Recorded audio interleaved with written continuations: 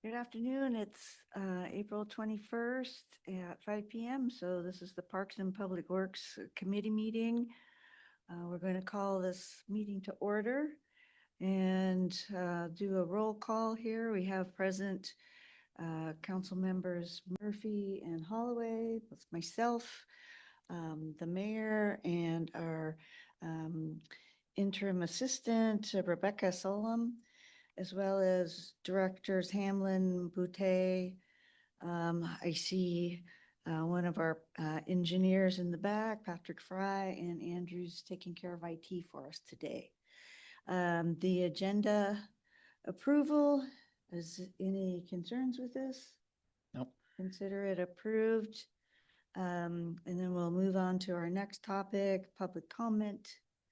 Not seeing any members of the public present, I'm going to assume that there may not be public comment tonight. But please feel free to send any emails or letters to us, the members of the committee, or to our city clerk if there's any concerns. Um, With that being said, I'll close public comment. Next topic is minutes, but I did not see any minutes in the agenda packet. So we can move on maybe at the next meeting. Okay, and then we'll move on to agenda bills. We have Agenda Bill 26014, amending Snoqualmie Municipal Code chapter regarding stormwater utility. Has already been through its first reading at council. So we're coming back here for a little more discussion and comment.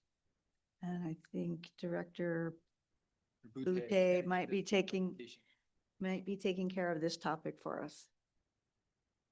All right, thank you, Chair.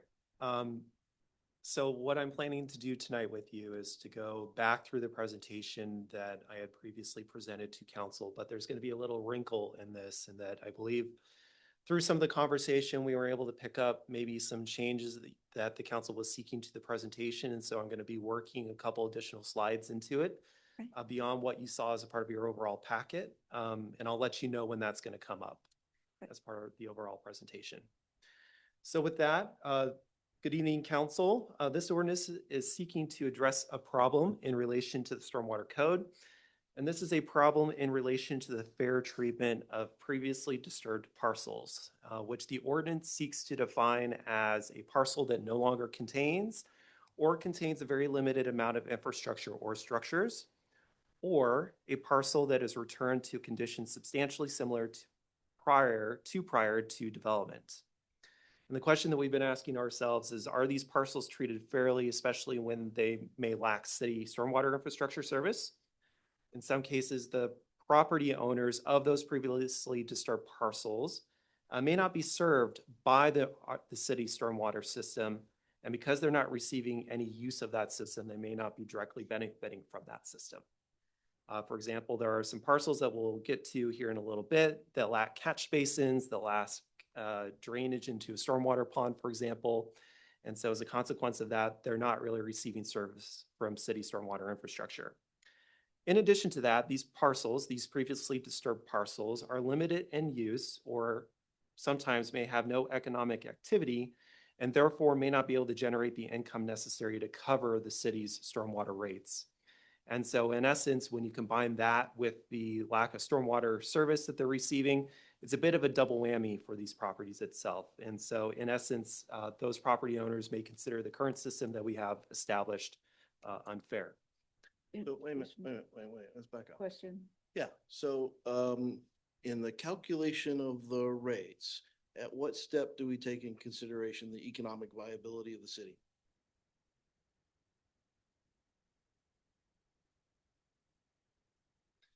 So I'm confused at the stage where we start to break down to the economic viability of a parcel or of a business of that parcel. Economic viability should have nothing to do with how we calculate the rates. It's based on the operational costs and our capital expenditures expected for the rate down through those rates. So the economic viability of the city or an individual business has no bearing other than for low-income individuals, we have a way, I'm not sure in stormwater, but with other rates, we have a way of offsetting some of the rate costs for them if they can come and talk to us and show need. Mayor? Yeah, so I think I follow what you're saying, and you're dead right. The sort of logic that is sort of he's trying to describe here is if we start with the notion of undeveloped property, we don't charge rates on undeveloped property. They can't generate any revenue. You know, the question would be, why don't we charge rates for undeveloped property? So it's a great question. One of the reasons is they're not using any stormwater services. Another reason is they can't generate any revenue to pay stormwater rates. It's undeveloped. And so I think he's just sort of trying to walk through some of the thinking of why is this similar maybe or dissimilar from undeveloped property? So you're right, it's not the feature that you can't use the property um, to generate revenue. It's just that, is this similar or dissimilar from undeveloped property? That's all he's trying to describe. Don't we charge undeveloped a rate? It's a lower rate. No, we don't No. charge. We don't. Okay. Yeah, in our code, undeveloped property is exempt from stormwater rates. We don't charge it at all. Right. But that's really an important point, because the whole sort of approach that's sort of behind what Director Boutet's talking about is we went in and looked and said, okay, what is this property like? Is this property perhaps like undeveloped property? And if so, is there an argument that it should get the same treatment as undeveloped property? Well, let's go sort of through and see to what degree does it look similar or dissimilar. And I think that's what he's trying to walk through. Yeah, so in essence, the current stormwater code says nothing about previously disturbed parcels, but it does say a lot about undeveloped conditions on a parcel. So stormwater rates are not assessed on parcels with undeveloped conditions, and in our code itself, it's defined as the state status or condition of the subject property prior to any development of the property that has occurred, which to me is a very kind of black and white. It's very before, very after, but it doesn't fully account for the changing nature of some of these parcels. So you could have, for example, a parcel that was developed at one point, but eventually returned to kind of an undeveloped state overall. And the code doesn't really reflect those nuances or fluctuations in how the property changes across time. And so I think what we're trying to add to this overall mix that we have here is we need to account for some of that, because indeed some of these parcels that may have returned to a state of undevelopment don't have city stormwater infrastructure, plus because they're not generating that economic activity that they may once have previously done before, they can't generate the revenue that they need in order to support the city stormwater fees. So while they're like a undeveloped property, they're still being charged, whereas those that have an actual an undeveloped property that's still in that before state aren't charged. Is that really fair for those parcels, those undisturbed parcels, or those disturbed parcels previously disturbed? Yeah. Director, these, let's say previously developed, do you mean to a point where they were using stormwater utilities? I mean, do we have anything like that? Yes, Mayor. Yeah, excellent question, in my opinion. So what's interesting is, when was this property developed? It's over 100 years ago.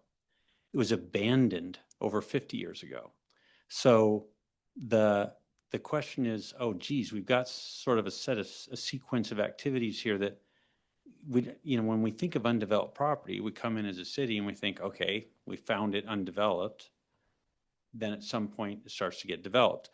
But one of the conditions that you'll see as we kind of work through this is we looked at whether this property had any stormwater services at all provided by the city.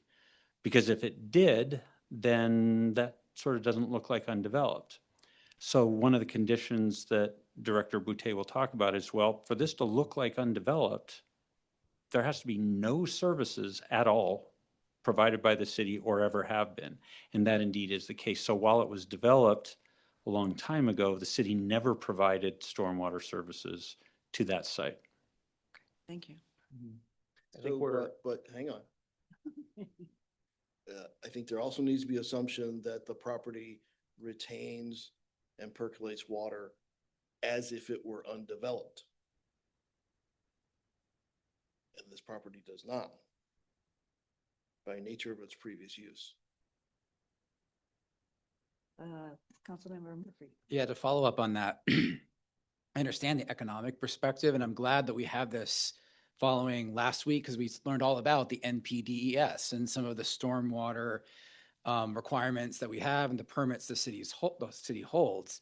So I guess what I'd like to understand is runoff from this parcel, disturbed, undisturbed, whatever we're calling it. Does that eventually reach infrastructure that the city is responsible for maintaining? No, it does not.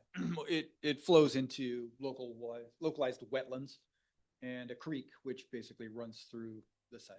So after flowing through wetlands, it just discharges to a creek, which discharges to the river. Okay. I might have a follow-up on that, but I'll reserve that for later. All right. Anybody else? Thank you, sir. All right. So in essence, what is this ordinance attempting to do? Well, it's attempting to really kind of narrowly expand undeveloped conditions to include those previously disturbed parcels. As we talked about, there's the changing nature of parcels that we want to incorporate into the code. And therefore, all or portions of a previously disturbed parcel may be considered undeveloped, as this code amendment would support. There are some conditions a previously disturbed parcel would have to meet. For the totality of the previously disturbed parcel to be considered undeveloped, it must lack service by city-owned stormwater infrastructure. So just emphasizing that point, city-owned stormwater infrastructure has to be present. It must also have a development agreement and site plan approved by city council. For portions of a previously disturbed parcel to be considered undeveloped, must lack service by city-owned stormwater infrastructure, must have a development agreement approved by city council, and portions must be in a non-productive state. So a non-productive state that we've incorporated into the code amendment means a parcel or portion of a parcel that is not used for occupancy or income generating activities.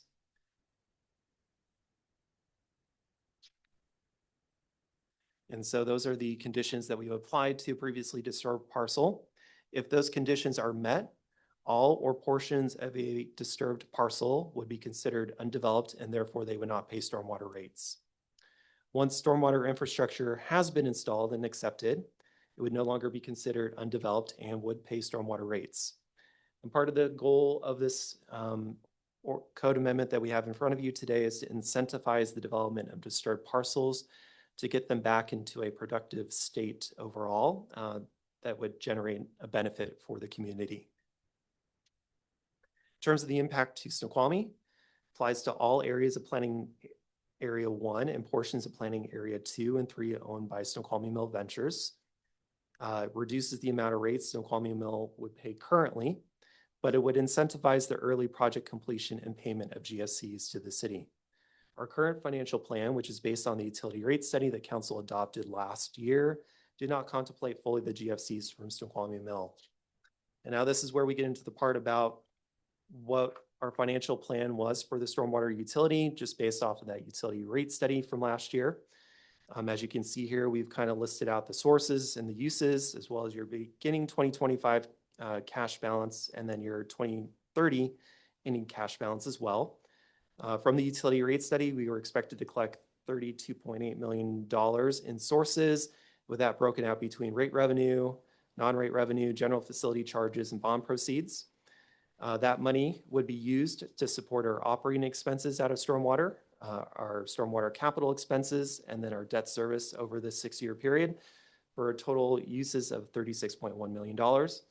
As a consequence of that, our beginning cash would drop from $4.5 million in 2025 to $1.2 million by the end of 2030. Now, this was based off the utility rate study that council approved last year. The anticipated impact from just this ordinance alone, and this is the new slide as part of this overall effort, is our rate revenues would drop about $500,000 to $21.6 million. But we would collect more in GFCs. So in essence, the utility rate study didn't fully contemplate the GFCs that we would collect.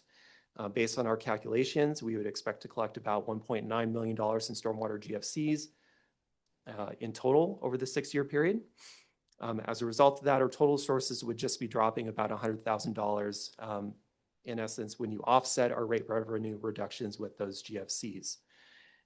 As a consequence of this, our ending cash balance would, instead of ending at $1.2 million by the end of 2030, would end at $1.1 million by 2030. Last time I showed you a picture that included not only just the impact of the ordinance, but what happened in 2025 overall. When you add the 2025 update to original plan, the total sources never really changed, so it stays the same at $32.8 million. But just from our experience in 2025, we spent roughly $500,000 less than what we had budgeted. So as a consequence of that, our operating expenditures would drop to $15.4 million over the 6-year period. Capital expenses went up just slightly, but because we did not issue a bond as well last year, our debt service is going to decrease over the 6-year period. And in essence, when you add up those totals right there, our total uses become $35.5 million for a decrease of $600,000, which once you layer this picture on top of our original utility rate study plan, earning cash balance would end up $1.7 million at $1.7 million, which is $500,000 greater than we had originally anticipated as a part of the utility rate study.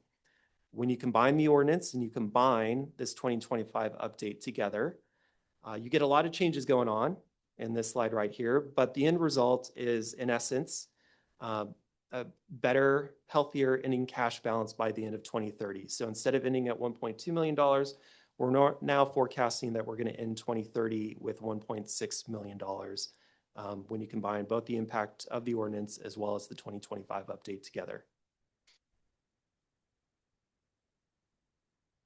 You're the chair. They said, Councilmember Murphy. Yeah, so quick follow-up. The NPDES permit that we have, does that require us to manage or mitigate runoff into downstream waterways? So like Snoqualmie River or others that were maybe are not actively managed by the city, but are somewhere downstream from our own basins? If it's within the city, generally speaking, yes, if it is under a developed site. So if there is a development and that development has a pond or a facility, a water treatment facility, and that could include flow control or water quality treatment facility, which discharges to waters of the state, then we are obligated to do inspections on it and ensure that it is maintained. None of the facilities that they have there are even facilities. They sort of just, when the site was developed, it was filled and they left low areas, which are wetlands, and none of those are really engineered facilities that have any kind of requirements as far as maintenance or even design standards associated with them. So they're really just remnant drainage ditches, essentially.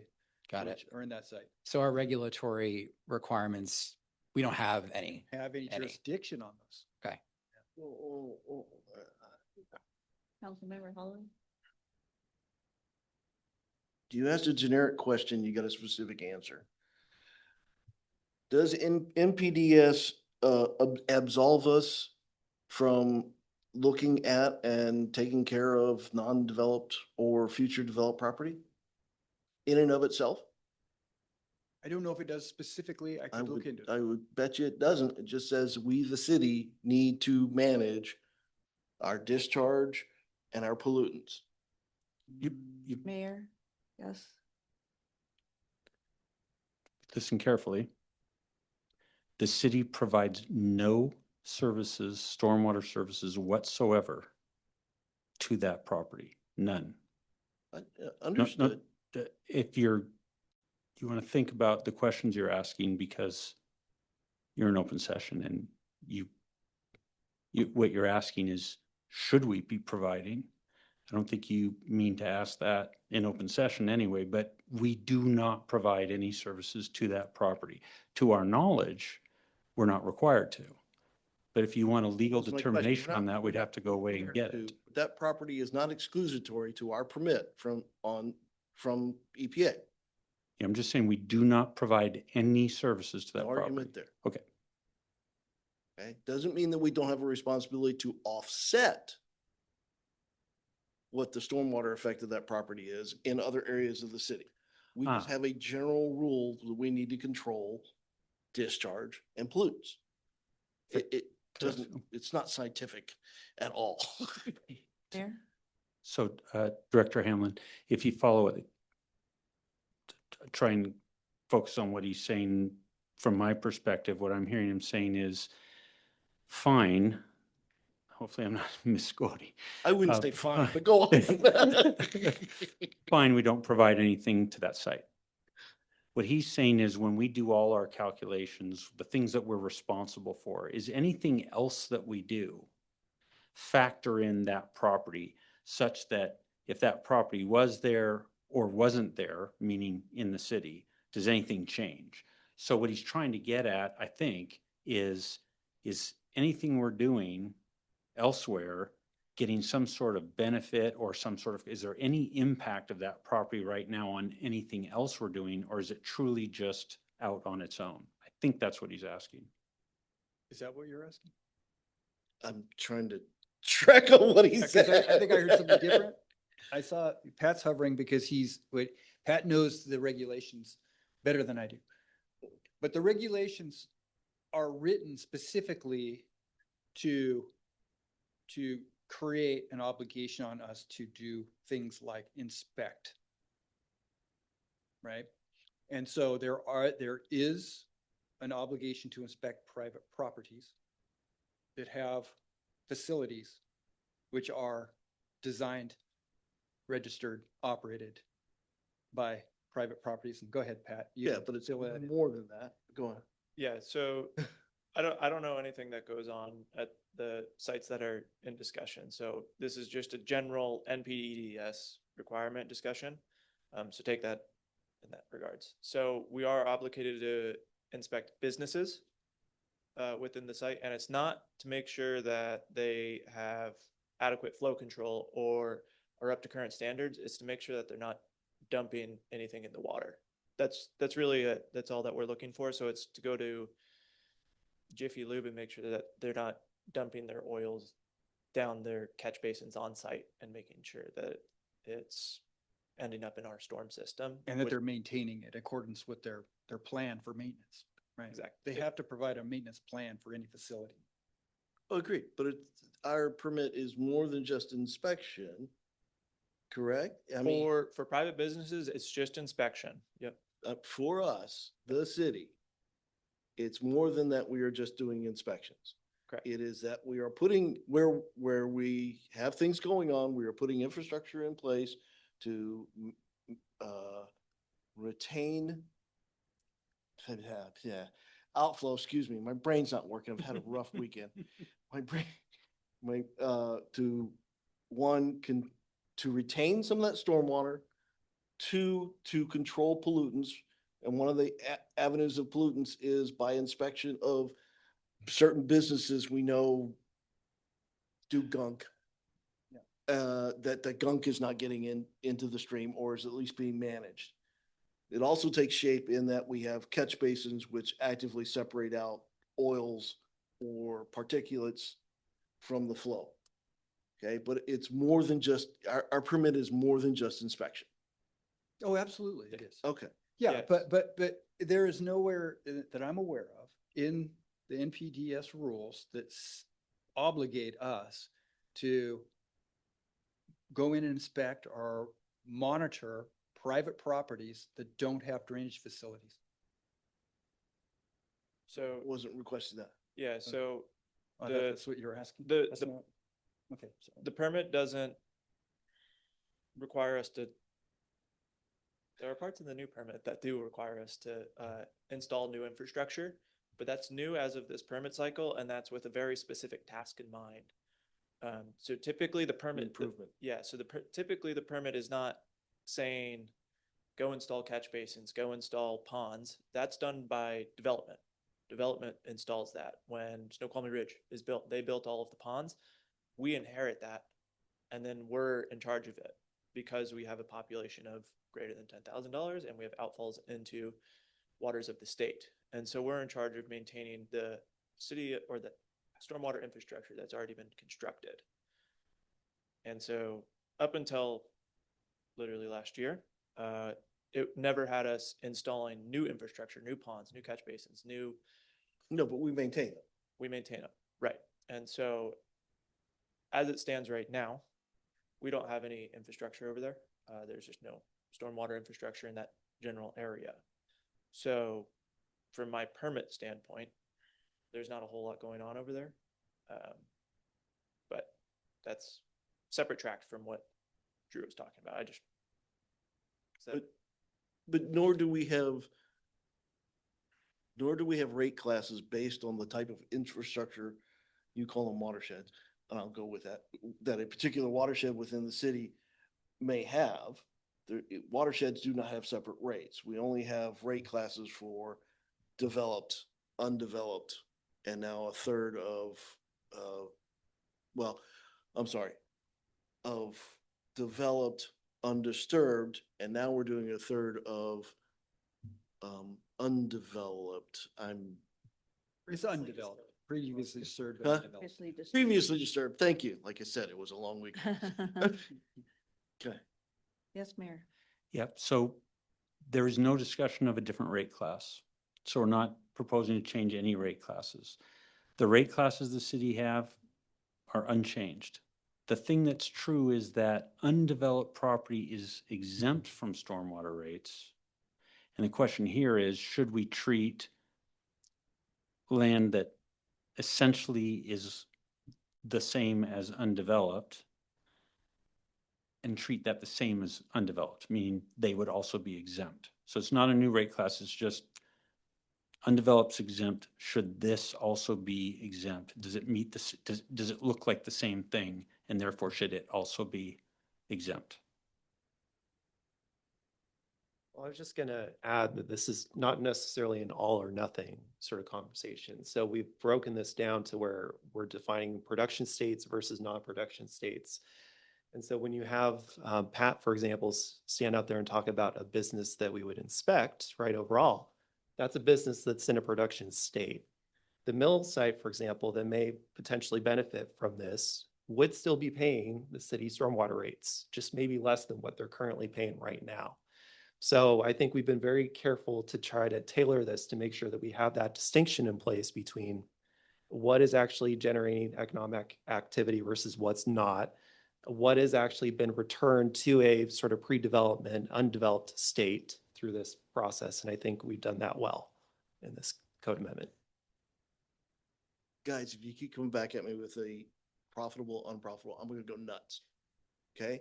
We don't go around here asking people, well, how much discretionary money did you have in your budget, in your family budget next year? And should we adjust our rate based on that? The economic viability of a piece of property is in somewhat immaterial to the rate. We still have to, the rate is pretty much what we need to operate and what we need for capital, divided out through some mechanisms to say, here's what we need to have that utility continue. And that's spread across all the users based on some class and usage and whatnot. Mayor. Completely agree. There's no discussion of the profitability of any of this land. What we looked at is this notion of, is it like undeveloped? And the concept is, well, wait a minute. If you're living on it, that's not like undeveloped, so no, you don't get an exemption. If you're using it, if you're running a racetrack there, that's not undeveloped, so you pay rates. You only get an exemption if you're for areas that are literally like undeveloped. Nothing's happening there. There's no productive activity going on. There's no one's living there. There's no use of it. It really looks like undeveloped. That's what we were trying to really narrow down and say only that looks really, we can't see any practical difference between undeveloped and this property. That's where we said, okay, well, maybe we should look at that. Anything else? Well, I would say, go back a couple of slides and you will see it specifically called out in there. Okay, and you can also look at the criteria under which we call undeveloped property, or previously disturbed property.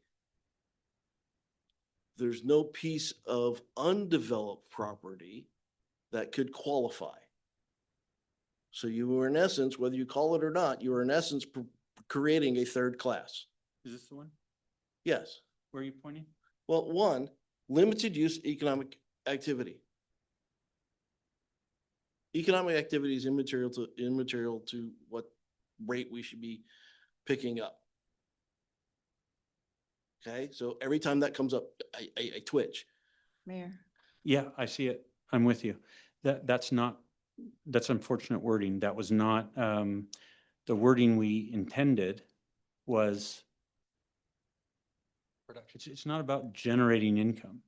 It was about, is it being used? Is it in production or it's non-production? That was the only test. We don't care if they make money. So you're right, this needs to be revised and we will. The income necessary is not at all the criteria we were looking at. We just worded it poorly here. So I apologize for that and we will clean that up. Staff has been pretty consistent in its writing and in its statements along those lines. Well, So same guy wrote it and he copied it. So that's an error. That is not what we intended. And so we'll clean that up. But the question was simply, the concept was simple. If we look at it and you're using it, that's not the same as undeveloped. So that's what we were trying to get at. And so we'll make sure the language is clear so that you know the calculation that was done was absolutely the calculation using what I described. We have a map and we went and looked from the top down, anything that was in production, anything that was in use. We said, nope, that doesn't get an exemption. The only thing that gets an exemption is that which truly is behaving like undeveloped. So we'll clean up the language. You're right. Director, what, when do you expect the GFCs to start kicking in as far as increasing, like in a few years, in Well, the fifth year, or? What's the schedule? I mean, right now we've got it built into this 6-year period. The full schedule.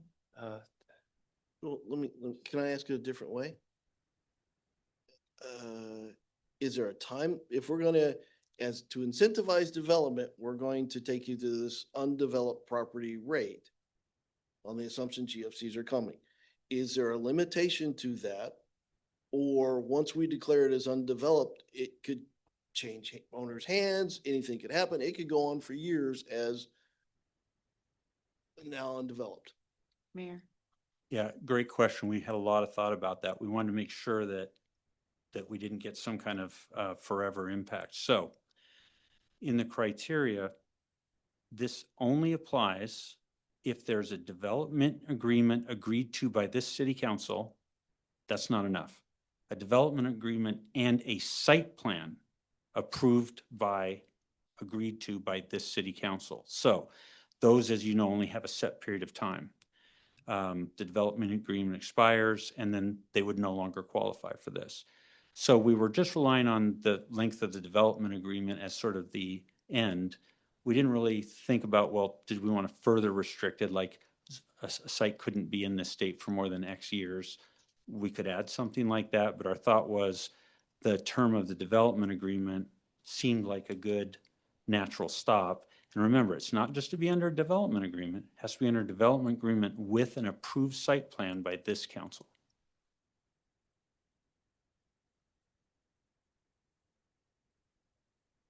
Is there a standard length of time for development agreements? Mayor? There generally is, but they vary. So do you recall, team, was it 10 years or do we recall when that site, the DA expires?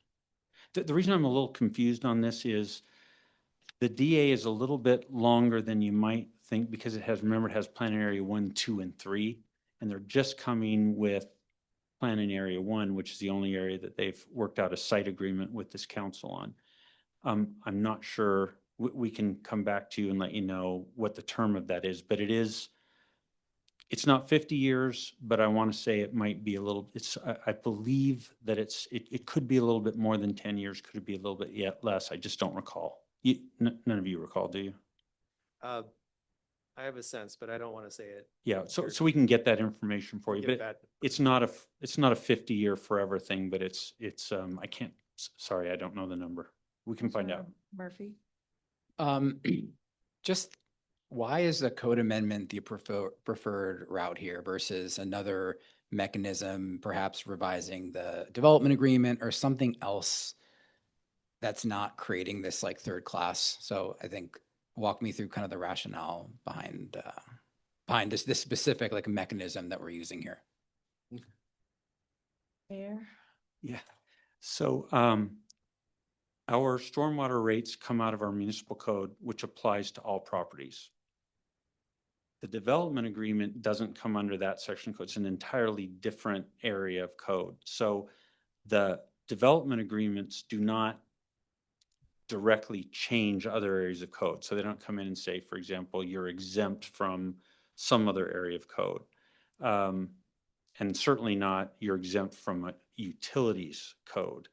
So from a legal perspective, not a lawyer, from a code perspective, though if you want to change stormwater rates, you have to do it in the stormwater code. You can't do it in a development agreement. You can as it relates to the development, but this is an area that isn't covered by, I mean, this is just a rate matter. So you have to change it in the rate section of the code.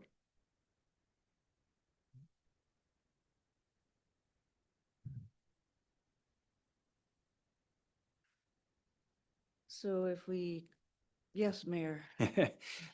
We did look hard at that. We looked for kind of what was the most appropriate way to do this. And I know we didn't get entirely through this, but one of the things that we kind of looked at is if you think about what are the city's interests here? One of the big interests that the city has in getting this project done, there's a number of interests that we have, but one of them is this is the only project we have right now that will bring affordable housing into our community. So we negotiated, as you'll all recall, a pretty favorable ratio of affordable units. And so this helps achieve that goal. It achieves a number of other goals as well. So having this come to fruition earlier is something that's very much in the city's interests. Yeah, you know what? It's also in the developer's interest. So, but this is a case where we seem to be aligned in interests. And what we wanted to do is try to be fair about that and incentivize them to do the thing we want them to do, which is in our interest, but only at a fair amount, if you will. Right, but I mean, Follow-up question from. Yeah, so, but because this is related to a specific development, but what you're saying is that the code amendment was still preferable, even though really in practice, we're talking about planning area 1, 2, 3 in this Snoqualmie Mill site.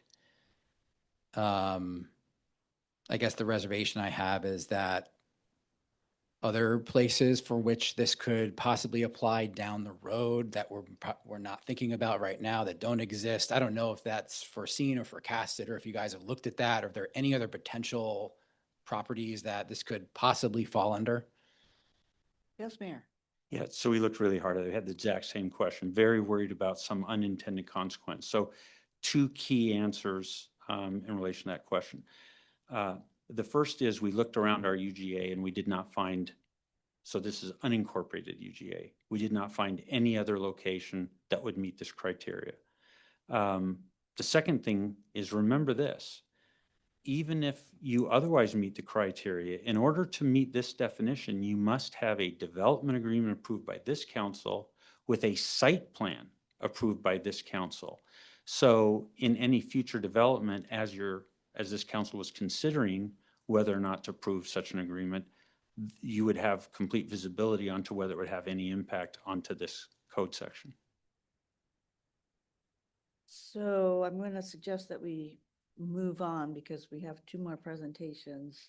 If they clean up the economic language regarding the income, is that acceptable, Councilmember Holloway? So again, the only way that I can wrap my head around this is incentive to develop. Okay, because otherwise we're just shifting. You've made a case for a rate reduction. Agreed, in general. Why here? Okay, and the why here I can wrap my head around. It's incentivized development. But I also have memory of development agreements which have gone on and on and on. And so the benefit of that incentive, I'm sorry, in my head has to have a time box on it that says you can get this rate for X number of years, or at the conclusion of your DA and site plan, whichever comes first. But there needs to be an overall limit so that we, the council, we don't take into consideration the rates when we're doing DAs and site approvals. So we could go on and extend this. I mean, the gravel lot. Oh my gosh, how long did it go? Don't request. request. We Okay. do provide services there. If I Yes, could. ma'am. Yeah, if it but would still, be- it's the same thing. A DA went on and on. Yes, that's not the site I thought you'd pick. I thought you'd pick the one that went on and then never got developed. But if it would be helpful, perhaps what we could do is bring you some language before the council meeting. So we'll take a look at kind of where this would best fit in that will allow you to propose an amendment to it that would put some time cap on it. And then you could consider whether you want to add that to what you're considering at the council meeting. So if that would be helpful, we'll bring that language to you in advance of the council meeting so that you can make such a motion if you wish. Okay, then I at that stage, I can wrap my head around of, I'm giving up some public good for what? Yeah. And okay. All right, I think with that, we've had a meeting of the minds and we can move on to our next presentations here. And I believe this is going to be Engineer Fry's, both of these, but it looks like up first is the sidewalk repair and replacement program.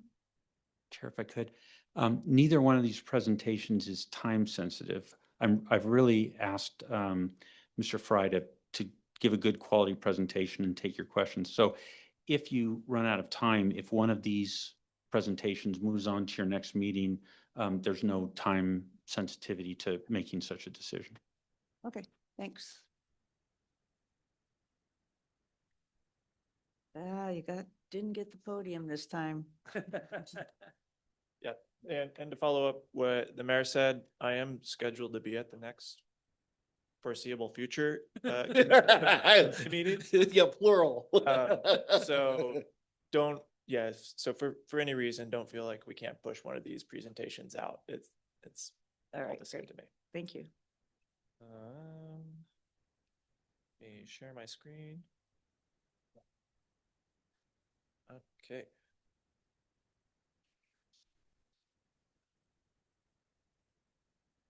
Perfect. Evening. Patrick Fry, project engineer, here to present on the sidewalk repair and replacement program. And really the purpose of this meeting is educate all of you on what this program is used for, what we've done with past monies for it, what we plan to do with future money, and essentially how this program works, and then answer any questions that you guys have. So what is the purpose of this program? Well, it's pretty much in the title. It's to maintain or replace our existing sidewalks. The city owns roughly 45 miles of sidewalks throughout the entire city.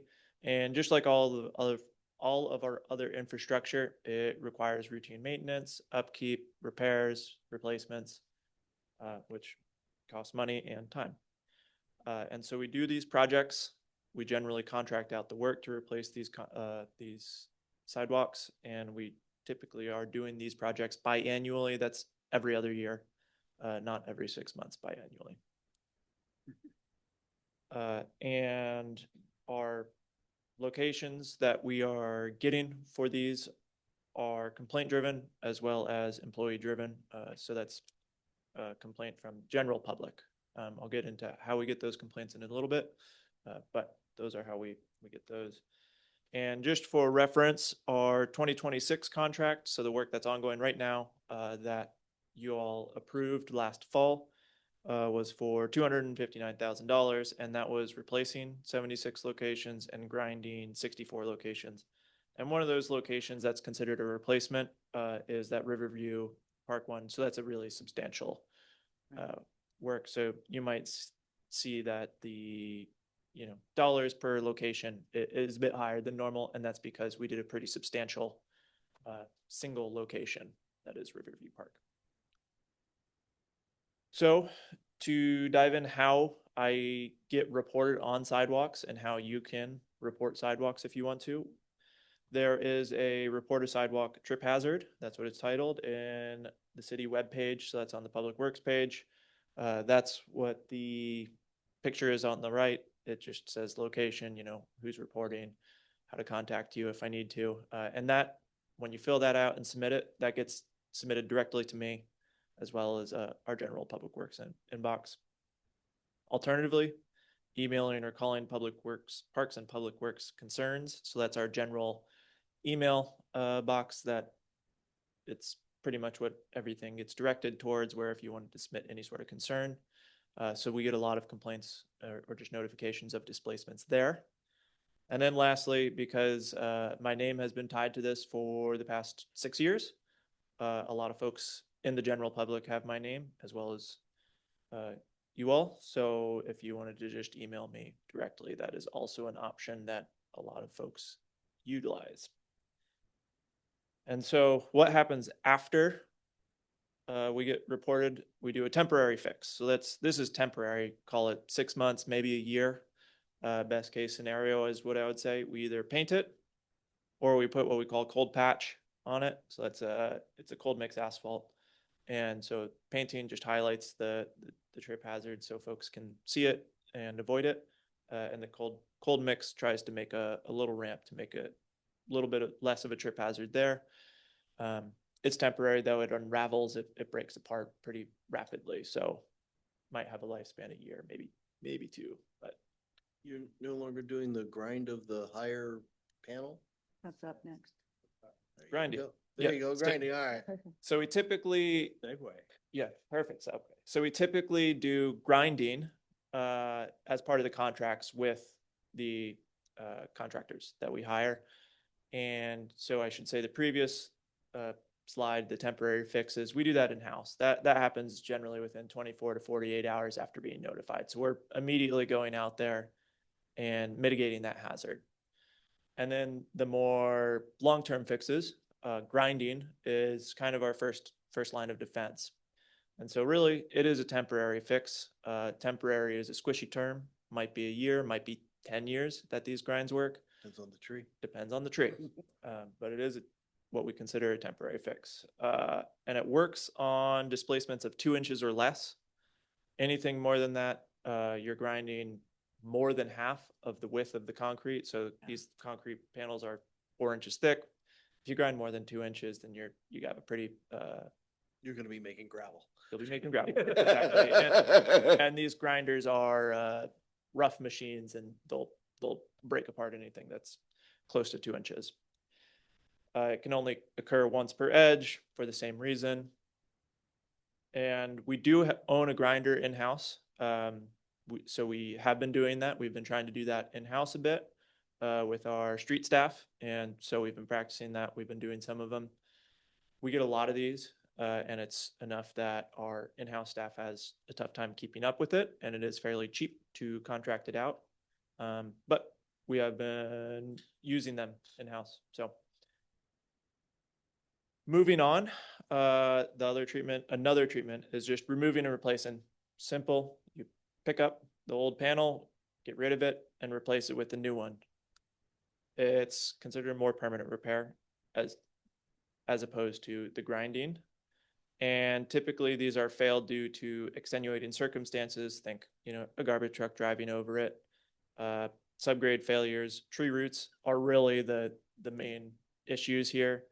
But also in downtown, the age, because we don't actually see a lot of tree root damage in downtown.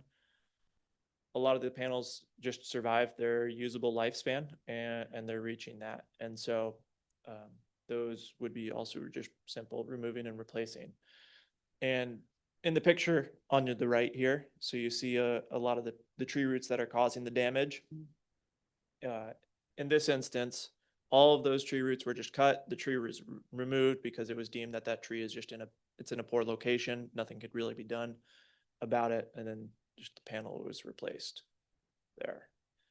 But in a lot of the locations that you likely see up on the ridge are these, what we call them, root ramps. And so they're also considered a permanent repair, but it preserves the tree. And so it is essentially just a piece of foam that lives beneath the concrete and in between the root. So there's root, foam, concrete, and then the joints are a different joint material. And it just allows the tree root to continue to grow. Panels will also start to push up, but they'll push up in a uniform ramped way that doesn't cause a displacement. But it does end up meaning that you have these ramps. So it's no longer just a totally flat surface of the sidewalks. You end up with these bridges, essentially, is what they look like up on there. So the ongoing work with the sidewalks, the 2026 work, the work that you guys approved back in the fall, here's a map of it. So like I said, it's about 150 locations, half replaces, half grinds. And you can see that it's peppered all over. There's quite a bit in SR1, quite a bit in SR2, and quite a bit in downtown. And in 2025, we use the funds mostly for doing the 384th sidewalk. Yeah. If you all remember that project. Mhm. And that's it. Yeah. Ready? Have a question? Let's push the stormwater pond presentation out to the next meeting, Sure. just so we can be conscientious of the next committee coming in. But appreciate your presentation, and I'm sure that isn't that Superintendent Battles in the background relating to trees there? It sure is. Yeah. He gets, unfortunately, he gets called out about every time that I get called out for these sidewalks, because I go up and look at the sidewalk And he looks at the tree roots. and then I say, Jason, you have to come up here. This tree root is massive, and I don't know if we can just cut it or if Gets his picture taken. he gets his picture. All right, well, I appreciate your time. Thank you so much. Any items for future discussion this time? All right, do I have a motion for adjournment? So moved. Second. All right, then we will be adjourned here at 5:54-ish. Thank you all.